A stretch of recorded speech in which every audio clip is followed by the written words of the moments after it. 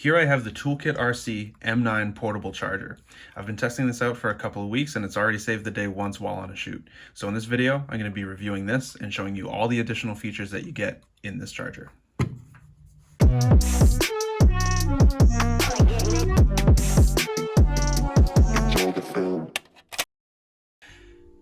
So last week I was filming a residential drone tour and I was asked if I could film an additional property afterwards.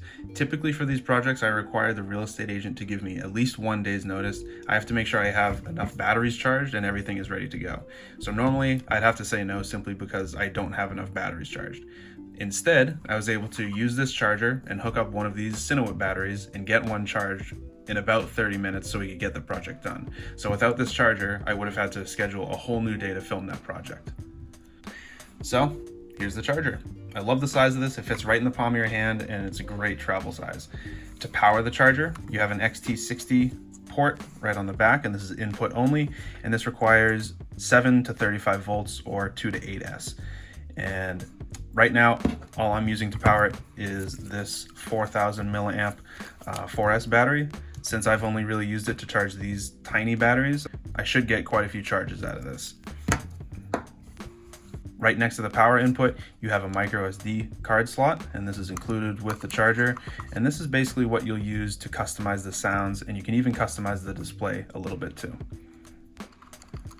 And then right next to that, we have a speaker. So this is obviously where you're gonna hear all the alerts and everything. On the sides, we have a vent, and then we have a fan over on this side. On the front, we've got the output power. So this is XT60 output. So if you wanted to charge something like this, you have to have an adapter. I have this adapter in my backpack just because sometimes I'll power my DJI goggles off of a battery like this if I have to, and I think it's just good to have. So you have an XT60 power output. Right next to that you have the balance plug, so obviously that's where you're going to plug in your balance lead.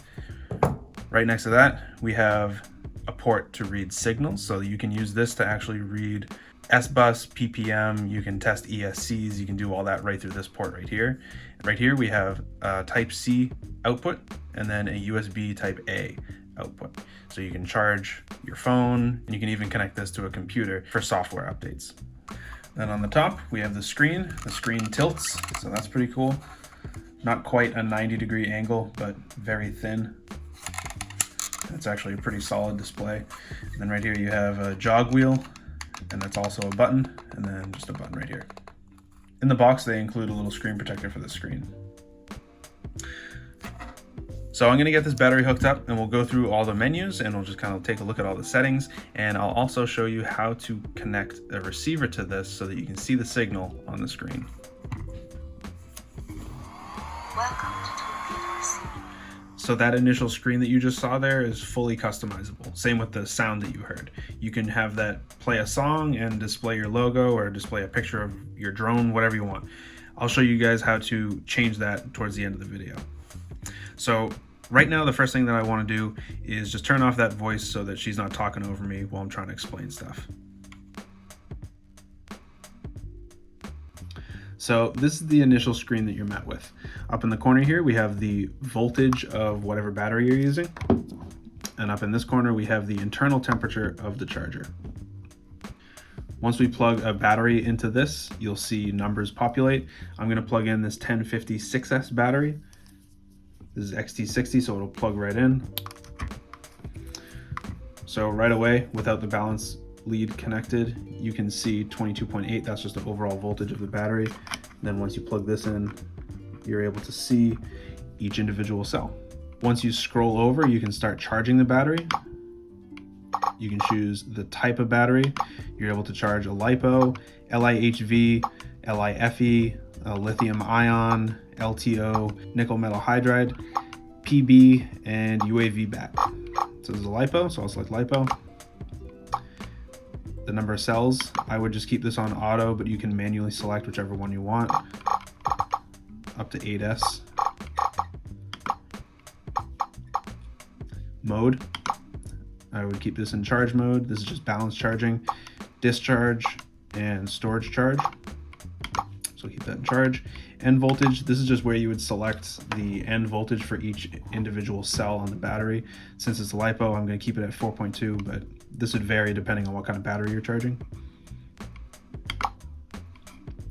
Charge current.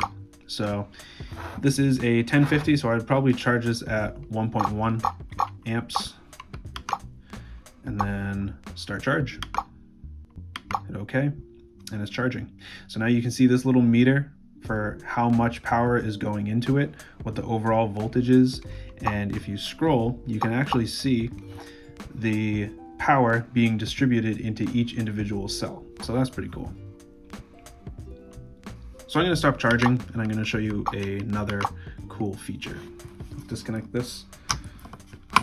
If you press and hold this round button, it'll bring you to additional features that this charger offers. You can measure resistance. There's no battery hooked up to it, so we can't measure resistance right now. I want to show you guys measure signal. So this makes it so that you can actually hook up a receiver to these pins down here. And how you hook these up is there's a little diagram. There's a little diagram right on the bottom, so you can see ground, voltage, and signal. And I'm going to use this top row. I'm going to be using this XN Plus. I have it soldered up to this type of connector. Ground, power, signal.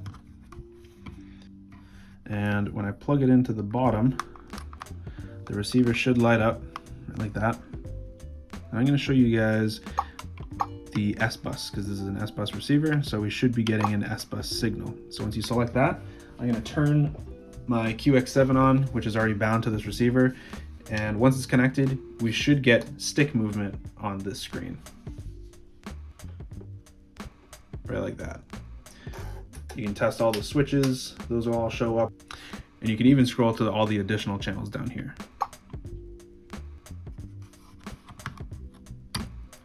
You also have signal output, you have ESC tests, and both of those would also be through this bottom port, pretty much the same kind of thing.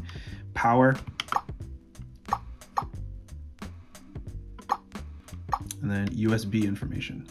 So this will tell you how much power is being outputted to, if you were charging, say, a phone or GoPro batteries or something, it would tell you stats on the power output right here.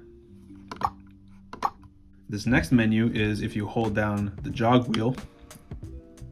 This is more so just charger settings. So through input settings, you can pretty much just change what kind of input power you're working with. I'm not gonna adjust any of these. We have security settings. So this is basically like if it gets too hot, it'll shut off or it'll stop charging kind of thing. So you can modify all that through here. Personalization, blacklight, this is just the brightness. Operation volume, that's this clicking noise. You can turn the volume down with that. Announce volume, this is the voice that I turned off in the beginning of the video. Warning volume, that's when your battery's done charging, basically just how loud that is. I'll probably actually keep that on medium. Language, and there's different themes. So you have basically dark and light. I'll actually keep it on dark. Then you have battery selection underneath that. You can just turn that on or off. Continuous work, on, off. I'm gonna keep both of those off. Work completed. You can change to have this trickle charge. You can change this to end. Balance start volume always, and default settings. Then you have your firmware version down here. So that's pretty much this charger in a nutshell. Now I'm gonna get the micro SD card out of here, put it in my computer, and see if I can customize any sounds or the logo in the beginning. All right, so I have the memory card plugged into the back of my computer and it's in this window. And I have another folder up in this window that has all the files that I wanna put on the charger. So basically, this is the original file that's on the memory card. This is the logo file. And as you can see, it's 230 kilobytes and the size is 320 by 240. So the image that you wanna load onto this, make sure that it's about the same size, 200 to 300 kilobytes, and the size should be 320 by 240. So once you have that, literally just drag it onto the memory card and replace the old file. So now this is what the charger is going to recognize as the logo. And if you go under sounds, select your language, this is where all the sounds are. I already have my sounds in here. So these are going to replace the sound files on the memory card. I already have them renamed, so I'm just going to highlight them all, drag it on here, replace all the files that are on the memory card with these ones. Now, when I eject the memory card and put it into the charger, we'll hear the custom sounds and see the custom load screen.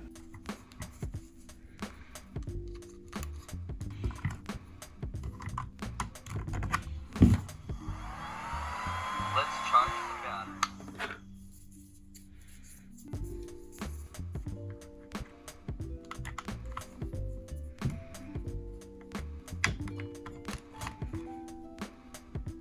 Let's get charging. Start. Charging starts. Hey, your batteries are all charged up, Tron Cat. So now Andy the X-Tech can tell me when my batteries are done charging. So that's the M9 charger. This runs for about 80 bucks, I think. And like I mentioned, this charger has already saved the day once. I love the size of it. The display is clean, it's very customizable, and it gets the job done, and it does more than just charge batteries. I think this is an awesome tool to have on hand, whether you fly for fun or if you fly for work. If you enjoyed this video, make sure you subscribe to the channel, like the video, and if you have any questions or if I missed anything, leave it down in the comments section.